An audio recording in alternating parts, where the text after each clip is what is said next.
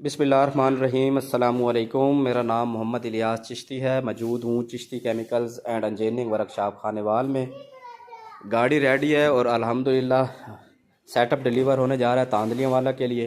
Grader machine SS के अंदर 2 HP motor के साथ सिंगल फेस सीलर मशीन, साथ में मिक्सर मशीन जो सरफ को मैकिंग करती है, और इसके अंदर कुछ सैंपल तौर पे पाउच भी रखे हुए हैं।